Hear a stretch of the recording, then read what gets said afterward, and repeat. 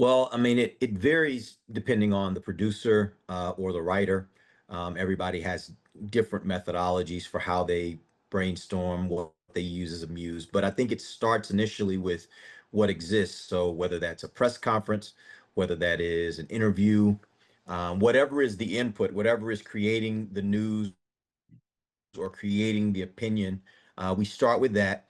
And then from there, we come up with ideas on how we want to cover it or how we want to create derivative content from it. And that's where the process usually leads to some sort of either individual or group brainstorm. So, for example, it depends on the project and type of content. Like if it's an article, typically it's the writer, and the writer just kind of brainstorms in their own way of how they want to cover this story, the opinions that they're shaping around the story.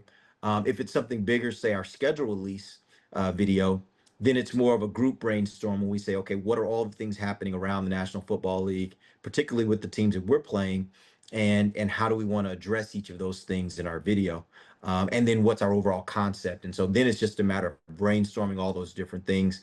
Everybody will typically have some time where we brainstorm as a group, and then we go back and let everyone sit with that and come up with their own derivative ideas from that group brainstorm. We bring that back together. We talk about those things. We whittle it down. And then literally we keep whittling it. So there's individual and then there's group and then there's individual and then there's group until we get to a point like literally with our schedule release this year. This morning, we were in a meeting with a smaller group where we literally fine tuned our schedule release. So it was a matter of taking everything that we've talked about for the last 3 or 4 months and now making sure everything's very succinct, very well done. It has a clear message and the storyline works and all those things. So it's a long process, but it really just depends on the type of content and whether it's going to be an individual versus group or both type brainstorming process.